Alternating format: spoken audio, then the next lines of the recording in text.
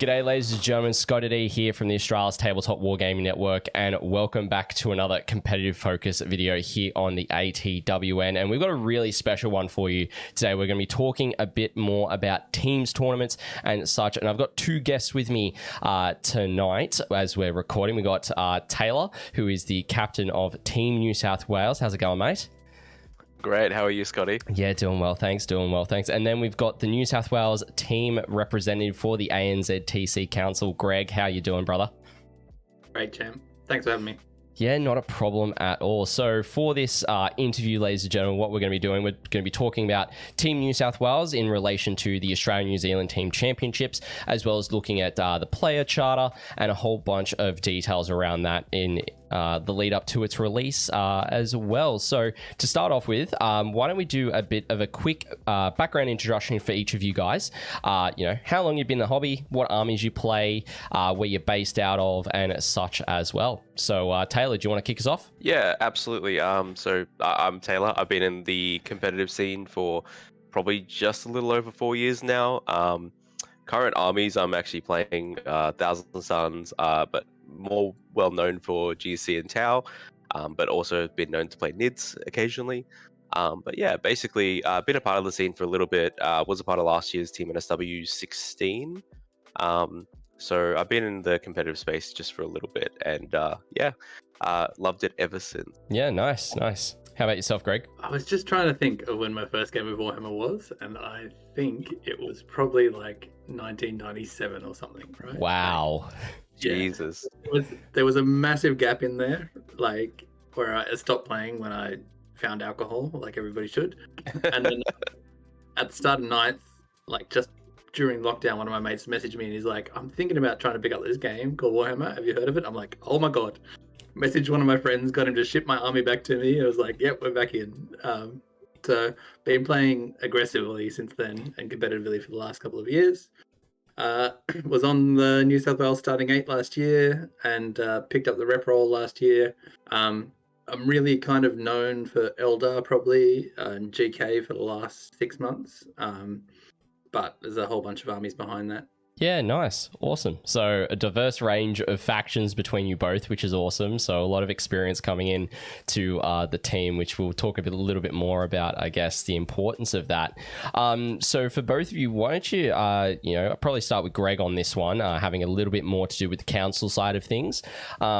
I want to share a bit more about the history of the Australian-New Zealand Team Championships and Team New South Wales, as well as a little bit about the goals of the team as what they were previously. And, maybe Taylor can share a bit more about the goals and plans you guys have got going forward into the 2025 tournament happening in May next year. Yeah, absolutely. So the ANZTC is the big tournament each year where all the Australian states and 2 teams from New Zealand get sent together to compete to see who's like the best of the best in teams, right?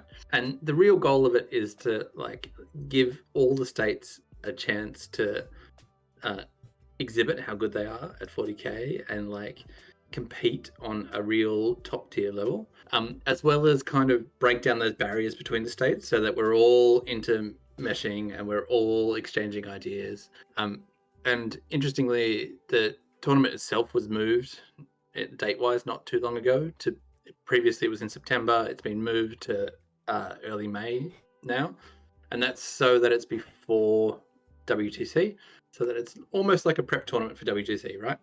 It's probably the biggest thing on the calendar, competitive-wise at the moment. Probably up there with Uprising, I would say. And it's the only real 8-man teams draw card in Australia at the moment. New South Wales historically has always sent a team. We've always been there. We've hosted a number of times. But over the last couple of years, with Ben Way's leadership and into kind of my reign, we've been trying to sculpt it more into a full community event.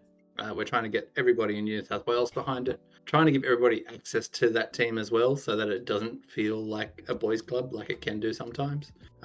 And a lot of the work that Ben's done and I'm trying to do now, and Kirby and Taylor as the last captain and this captain, is really around promoting sportsmanship as like the number one goal, and making it so that like the new players to the team, to New South Wales competitive scene, can see a goal that they can work towards and can join and work towards it. Yeah, awesome.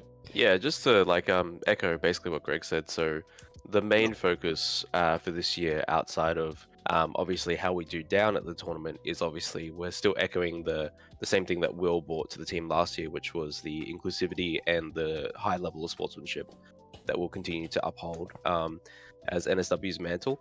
And basically that's going to be my main focus this year, as well as I said in my application as well, the more integrated side of Team NSW and the community. So getting more involved with community stuff, with like training days and having a chat to our players, and making sure that we can kind of like bridge that gap between like high level 40k and more mid-range kind of players as well, because the gap is actually not that big when you start to kind of expose yourself more to it. I'm probably one of the better examples of that. Like in my recent years, like being picked up by Chadmec and then bridging that like skill gap between like the mid-level player to then the high-level player, and it's something that I think we should definitely look to get back to our community with, being I guess trying to foster that higher level of play across the state, and it's something I'd love to see personally. Yeah, the more that we raise the skill level of that like mid-tier, right, the higher that top tier gets, and I think it's a super important thing to focus on. Yeah, definitely agree. There's a saying in my realm in the content space where a rising tide lifts all ships, and so when Great saying. A lot of people are working together for the same goal and you're helping each other out and you're building things up with each other, everyone's rising alongside everyone else, and it's not just one person or a few people that are rising, it's bringing everybody up with you. So I love that mentality, and I definitely agree with what you're saying, Greg, that in the past, having had some involvement with the ANZTC pre-COVID and stuff, that it did have that feel, not just in terms of the organizing side of things, but also within each state teams, it was a little bit more standoffish and such. So it's great that the teams tournament has actually started to steer more towards being a national, but also international now, with New Zealand being involved, kind of a bringing together of everybody, the top players from every state, iterating on ideas and helping each other and building each other up in that space as well, rather than being, very secretive, very cutthroat, very boys club-esque in that sense. So I definitely love to hear that has kind of gone to the wayside, and this new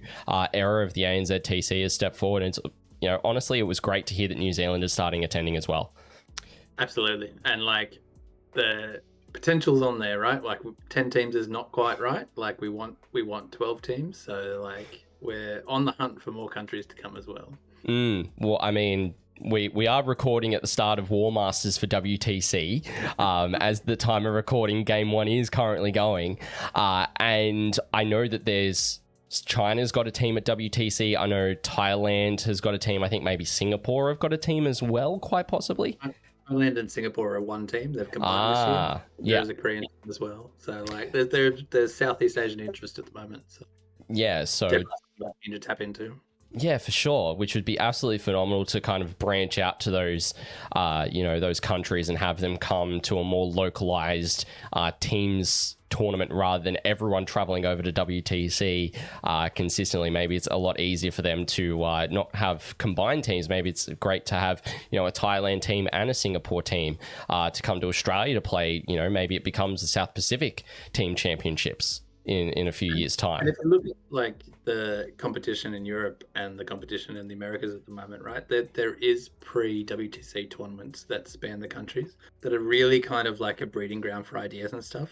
You can see that when you look through some of the lists, like Leah and Miacel's Eldar list is like almost identical to the French one, right? And Skark's CSM list has been replicated by 3 or 4 other teams, right? So that happens in Europe already, right? Like, there's no reason we can't do that in Europe and in Southeast Asia, and can't breed this kind of like culture of like sparring down here too, where we can all rise the tide, right? For our area. So super keen for it. Yeah, it'd be great to see that occur in a few years for sure. So with that said, why don't we jump into talking about the player charter a little bit. I'm going to pull it up on screen for everyone who is watching as well. So that is on screen. So why don't we talk a bit more about, you guys sharing the purpose of the charter, what's included in it and why. And I'm going to scroll through as we look at some of these different points. Yeah, for sure. So I guess like the main thing for me with the player charter was that like previously it's always been hard to, I guess, define what we want from our players slash what we look at specifically for the selection process as well. And one of the things that we really wanted to do with the charter this year was to be like, okay, cool. If you make Team NSW and you make the like total collaborative team, basically this is what we expect of you. So these are our core values as a team. This is what we expect you to uphold. These are the certain like trainings or the expected training times and things that we do as well. And basically we're looking at it as we're all upholding the same mantle from that. So we're all trying to work as a cohesive unit. And like, directively, the inspiration from it basically came from, a traditional sports team of like, what are the core values around like just your basic team building. And I think that's something, whilst we have great collaboration and mateship between a lot of the players already, it'd be nice to start to grab out like that kind of focus to majority of our community and start to really raise that like level of like values within Team NSW. And it's something we really want to push and promote when it comes to the charter itself as well. And I think it's important to point out there too that we're not trying to lay down a set of laws, right? Like we're not trying to say like this is what you need to be or you'll be kicked off the team, but we're trying to lay down like a set of shared values so that everybody's working towards the same goal. Because at the end of the game, like the day, it's a team game, right? And we all need to be a team to succeed. Yeah, for sure. And as like echoing again what Greg said, like, these are not clear hard lines where we just go, okay, cool. If you break one of these, that's it, you're done. It's more like this is how we feel. These are the core values we're placing within like our players. And if you want to also be a real like applicant for the team, like these are the core values we hope you share, because that's what we look for in our players. And that's something we hasn't been as transparent in the past, and it's something that we definitely feel as though we should be 100% transparent with our community with. Yeah, awesome. I think it's great to have this charter in place and have it publicly available so that as you guys have said, it's not just a set of rules for being on the team. It's kind of this to kind of liken it to something else that's already kicking around in the community. It's like kind of like a code of conduct, you could say, or something that you want to have the community kind of take on board. A lot of events nowadays still reference the ITC 2021 code of conduct, and so seeing these values that we've got up on the screen, just to run through some of them, is having a high level of sportsmanship with a respect and integrity, a positive attitude and team spirit, is absolutely great to have it, and to reflect that in the New South Wales Discord. I hope you guys don't mind me mentioning this, that there is kind of this sportsmanship channel where you've allowed people a vehicle to go, hey, I've played a game recently and I've made mistakes, and kind of allowing them to own that in a positive way and not be like, oh, it's really, really terrible. Like, I feel bad. It's like, no, it's you taking ownership of that mistake and you're going, you recognize that it's something that you did unintentionally and there was a mistake made and there was detriments to other people, and you've taken responsibility by making it public, and you're holding yourself accountable to the rest of the scene who does see that, who are wanting to be on the team or wanting to be involved with the team in any way. And so there's that integrity, and there's that accountability, and there's a sense of vulnerability as well for being willing to say, I stuffed up, because it can be a time where there are people that might not feel comfortable doing that unless other people are also doing that. And so I think if you're wanting to foster that within the community, having a vehicle like that to be able to go, all right, someone starts off by saying, they've stuffed up in a recent RTT or whatever, and then have other people go, okay, I've been playing a practice game and I had this thing that I made a mistake with and I didn't realize it at the time. It just allows everyone to also stay humble in that sense, because it's like, I'm not, and many people say this, there's never been a perfect game of Warhammer, there never will be.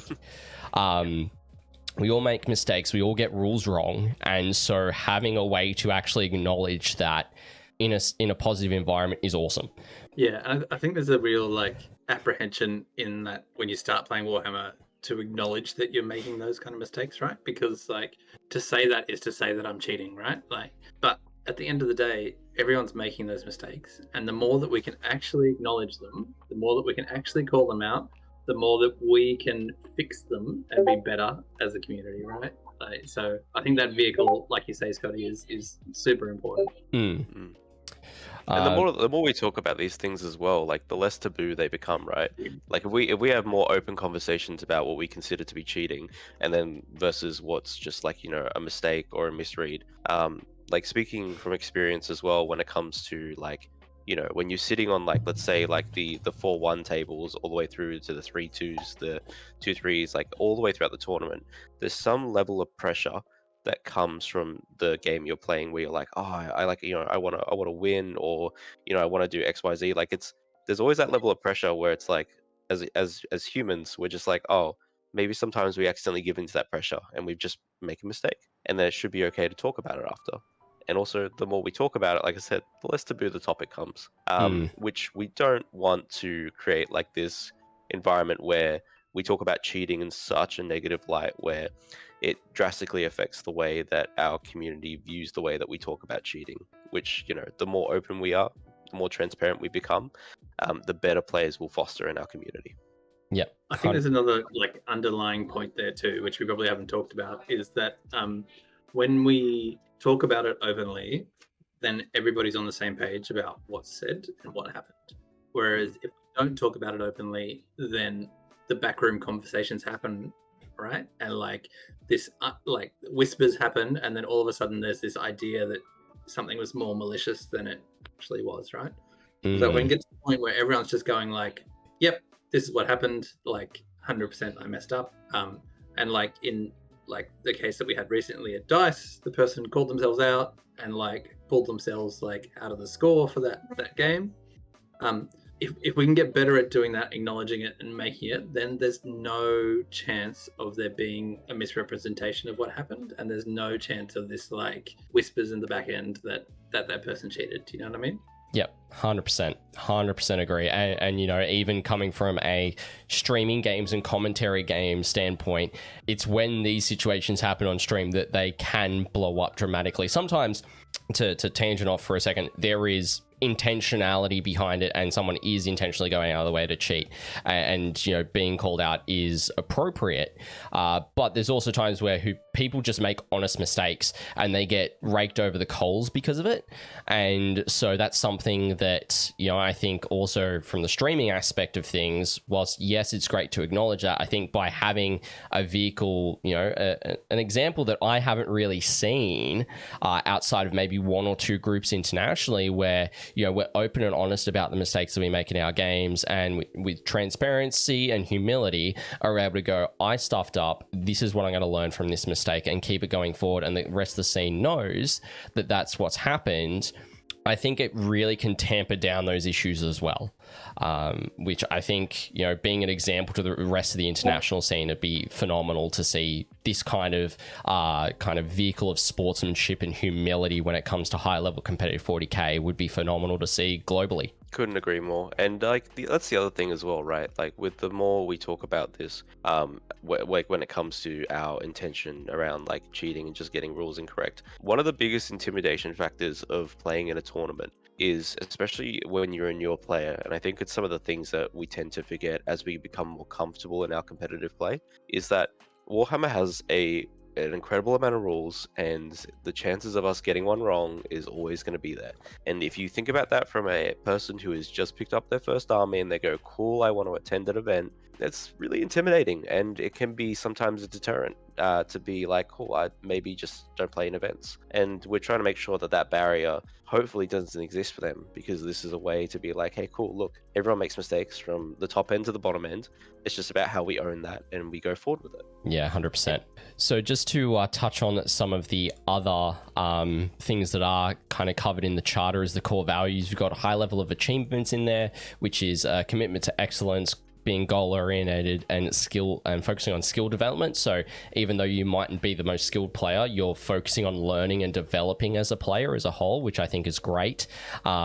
And then you've also got a high level of community support. So engaging with the wider community is, you know, you guys have said you're not wanting to keep it as kind of this small backroom group of guys. You're wanting it to be a more community effort. So having that as a core value, I think, is a must. I definitely agree with that. Volunteering, so being able to contribute within the local community, and also not just Warhammer specifically, but also in the wider sense of the society as well. And also being a role model for other, members of the community as well, in terms of how you play and, you know, your sportsmanship and your integrity, and, you know, having that humility when you do make a mistake and things like that, I think is absolutely great to have as the core values. So I think it is an excellent charter, gentlemen. I think it's really well written in terms of the core values, and what you've included really speaks to having that sense of excellence and that sense of doing the best that you can and owning up when you do make a mistake, and being able to be like, I'm not perfect, I'm doing the best that I can, which any of us as humans look to do in our day-to-day lives. So I really like the charter, so I can just commend you guys on that. So Something that, before we do move on as well, something I do want to note is just that when we do talk about our like achievements and accolades and things like that as well, specifically in the charter, it actually mentions nothing about like results, in terms of like, you don't need to be winning a GT to be excellent. You don't need to be doing anything like that. Like as you said, you know, it's to make sure your goals are orientated about where you want to go as a player, and the skills that you want to hone in and focus on, where you become a better player from there.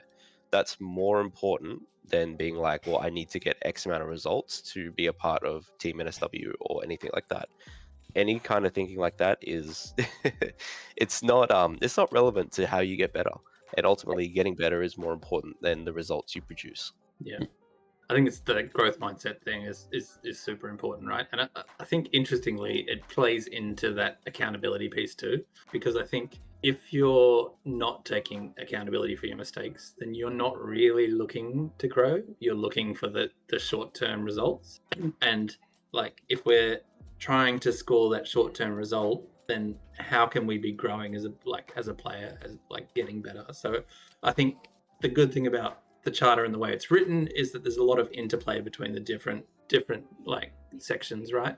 But at the end of the day, it's all pointing at the same goal, and that goal is like, let's be better people, let's be a better community, let's like, and through that be better players, right? Yeah, 100%.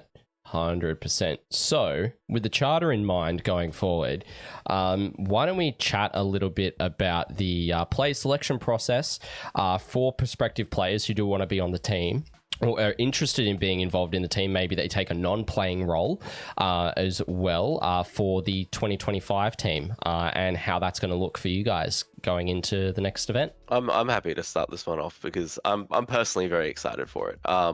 Player selection is always difficult. First of all, I'm just going to say that right off the bat.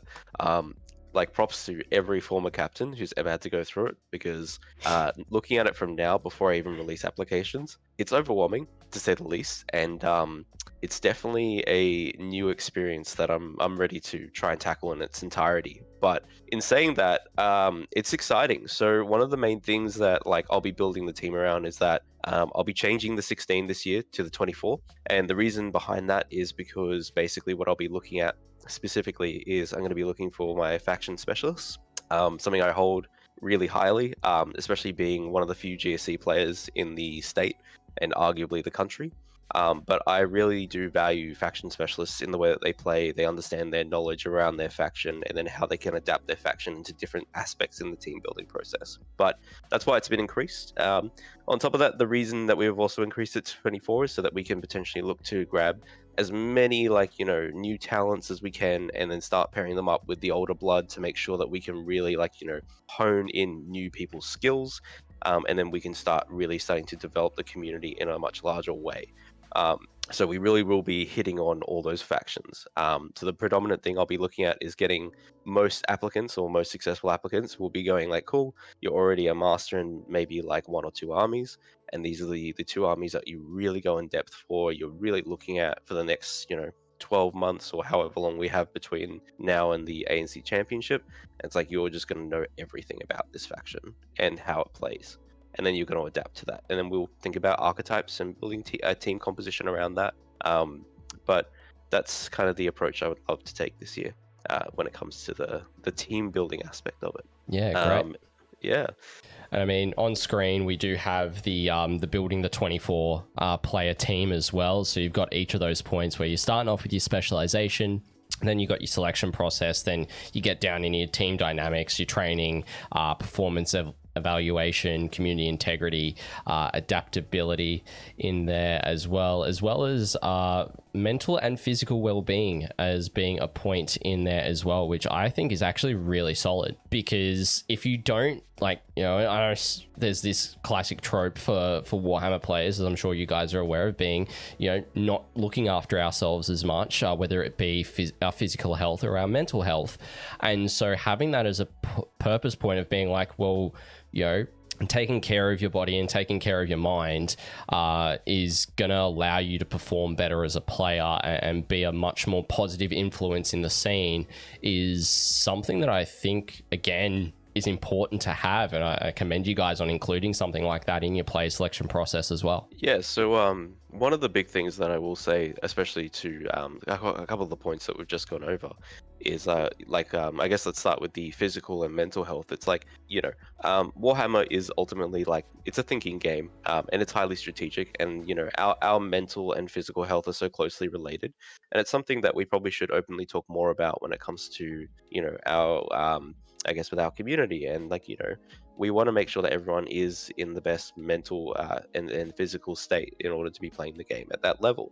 Doesn't necessarily mean you need to run out tomorrow and become a bodybuilder. It just more means that, you know, taking care of yourself and having your own kind of self-worth, making sure that you're like healthy in that sense, is very important as a player. It means that you're able to, you know, make those like quick decisions, or, you know, thinking about like your mental pathing when it comes to, you know, decision making, and thinking about order of operations. Like, all these things come more easily, much more naturally, which is, you know, aside from just like good health in general, that's why it's been added in there. But to touch on also playstyles, so necessarily with teams, as we probably have all gathered, but if you don't know, in teams there's a multitude of different roles and different playstyles that we actually look for. So you don't necessarily need to be the quote-unquote like sword player who goes out and just flogs everyone. There are so many different playstyles that come into Warhammer, something that we've touched on in the applications as well. But basically, you know, there's different types of playstyles that I think majority of the community, and like I said, if you're new, the traditional playstyles are like your shield, sword, and like flex, or they refer to as spear. And basically those playstyles touch on like shields, obviously defending, where swords attacking, and then spears kind of being like a bit of both. But there are much more in-depth playstyles and different archetypes of list builds that we will look for. So if you are thinking about applying, like, please do, because we are looking for every single type of playstyle that we look at. And just because you don't necessarily see yourself fitted as a sword, please don't think that inhibits you from applying, because it is really important to create a really cohesive team, especially in 8-mans. That goes across armies too, right? Like historically, World Eaters has been kind of a sword list, right? But if you're a defensive World Eaters player, then like, we want to see that. We want to find the capability of all those things. Yeah, exactly awesome. Right.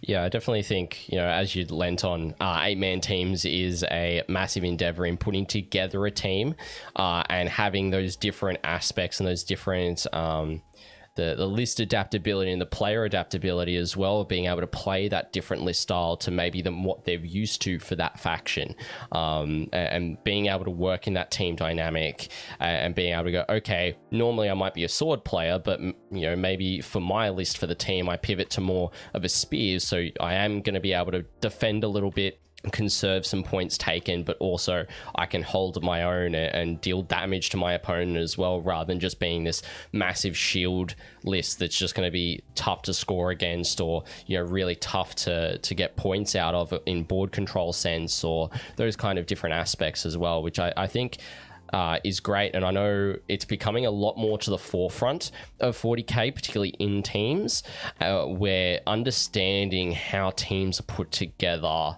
isn't necessarily as open previously than what it is now, and it's starting to become more discussed. It's, you know, whilst yes, we've got win rates for factions in singles, but that data isn't collected for teams, and teams is very unique in that sense because there is that pairing process. You do have a sense of control with what armies go into what, and so being able to work within your team dynamic to know what is going to be a good list to be able to go, okay, I need something that's going to be able to deal with X faction because X faction might be a problem at the time, and so being able to go, well, something that might be a sword into just that specific faction might not be a sword into the majority of the other field. So it might be like, well, let's pivot it more to a spear so that then you can have that, that damage capability into that one faction, but then you can kind of hold your own against, the majority of the rest as well.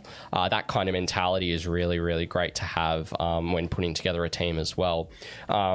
Now, we have kind of covered off on one of my other questions, which I'll just mention, which is if there's anything else you do want to add to it, which is, if we wanted to, have any particular aspects that you're looking for potential players for the team next year and why they're important to you and the selection process, if there's anything additional you want to add to what you have included in the charter already. I think the main thing that I really want to see is I want us to be looking like not only for like our very seasoned like veteran players, but like I want to see like I'm very lucky as the New South Wales captain because I feel like we have such a deep talent pool of people, and it's like I'd love to explore basically like as much talent as we possibly can. So like I'll be making trips to Maitland, Orange, like everywhere I possibly can to try and touch every community I possibly can when it comes to talking to people about like who are their local players, who are like their local like stars, and like talking to them and trying to see if I can find a way to like really squeeze our talent pool this year, because like I said, I'm really lucky that I'm the captain of what I believe is one of the most talented states that I've seen of 40k. Every tournament I've rocked up to, it feels like an absolute shark tank, all the way from mid-table through to top table, and even most of the time on bottom tables. It's like every game is feeling like that now, which is excellent. So if you are in like one of those communities that are outside of Sydney, like please, like if you're TOs or if you're, like I said, local players who are doing quite well in terms of like your talent pool, just reach out. Or even if you want to just be like refer a friend, like send me a message. I'm more than happy to chat. I'll definitely have a lot of time for you. Yeah, awesome. Yeah. And from my perspective, I think I would say that like I would encourage people to think of this as a long-term thing as well, right? Like just because you're applying this year doesn't necessarily mean you're going to make it this year, but like if you're getting your name out there, if you're engaged in the Discord, if you're like applying year on year, we're going to see you more, and we're going to put more effort into finding you and making sure that you're upskilling as well, right? It's not to say that we don't want the whole community to be good, right? And we don't want everybody to be upskilled, but like we can only really focus on the people. We've only got time to focus on the people that like are willing to put the effort back. So like engage, apply, like get involved. And just to touch on that as well with applications, please do apply, because I think I've already said this to my vice captain, and he laughed at me and then realized I was serious, and then he was like, oh okay, yeah, we're in. But I will be replying to each and every one with feedback who does apply, regardless of if it's 60 applications or 120 or 300, whatever it might be. Obviously, it becomes a lot trickier if you're not engaging and I don't necessarily have conversations with you, but that's why I'm making this very open. Please reach out. I'm definitely willing to have these conversations with you, and I would love to provide feedback to everyone I possibly can.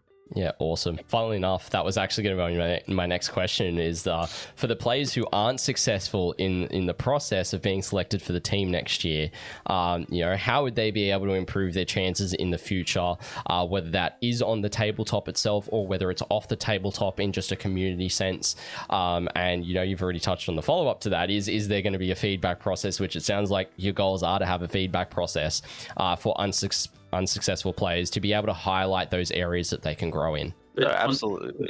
On top of the feedback process, we're planning to try and engage the community more in the Team New South Wales practices, right? So even once we narrow it down to the 24, even once we narrow it down to an 8, we will have open days where we can have people sparring against those people. And the people that we'll reach out to are the ones that are going to apply, right?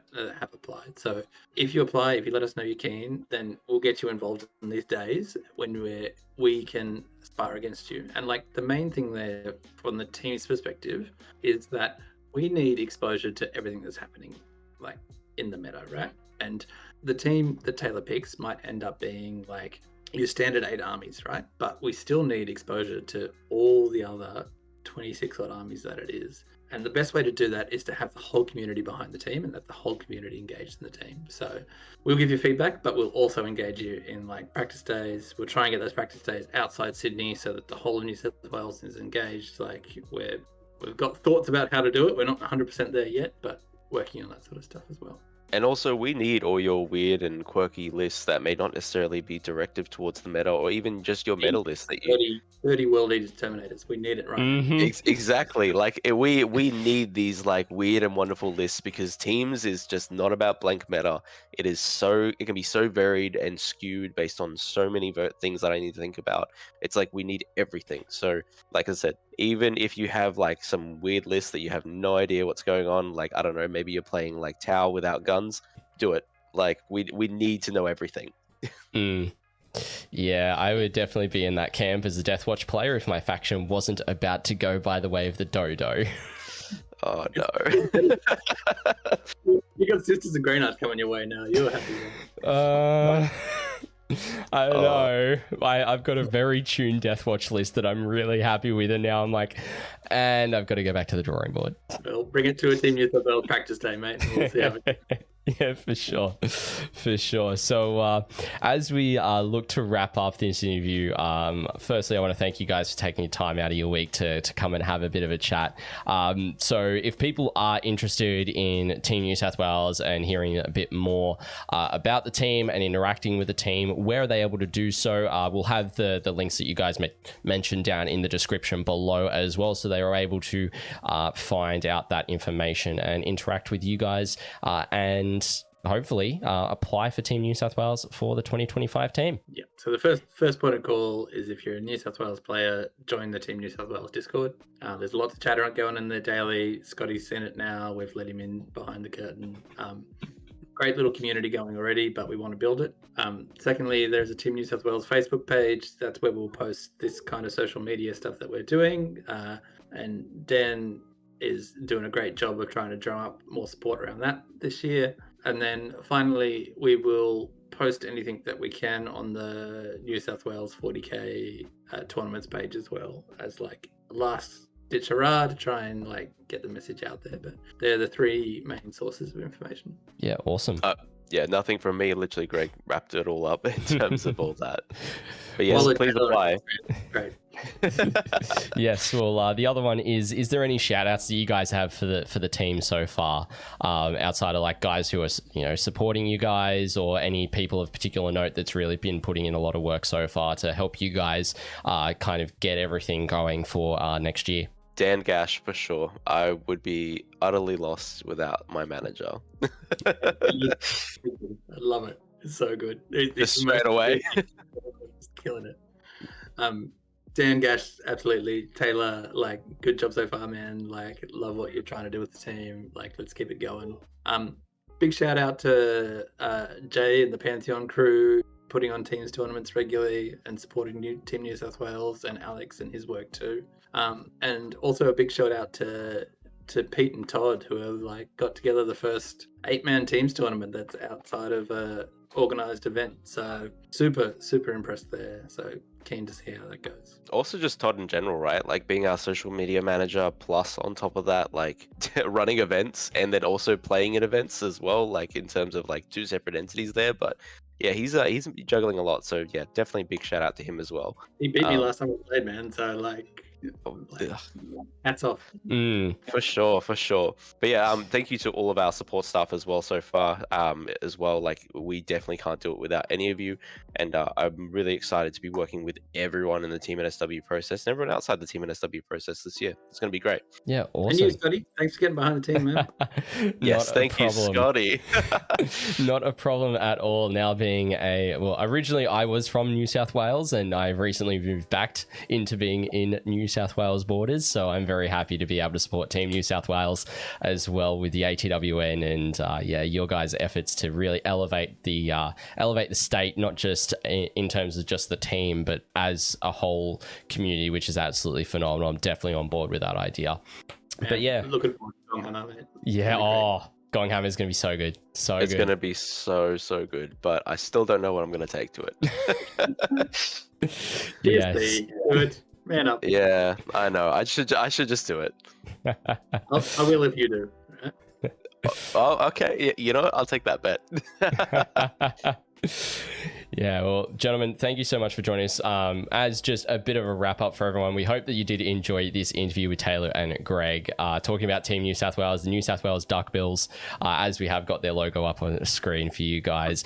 And we are definitely in the running to be able to cover the ANZ Team Championships next year. We'll see how everything pans out for us. But want to thank everyone who is watching our content here on YouTube and really helping the ATWN be able to cover more tournaments across the country. And, we've been covering a lot in New South Wales over the past few years, which is absolutely phenomenal. And so we've seen a lot of the faces of New South Wales on stream as well, playing their games, which is absolutely phenomenal. And then everyone who financially supports us as well, whether you're a Twitch sub, YouTube member, or Ko-Fi member as well, really do appreciate your guys' financial support, enabling us to do the work that we do here as well and be able to get to more events and such as well. But ladies and gentlemen, I've been ScottyD. Thank you so much for watching this video, and we'll catch you in the next one.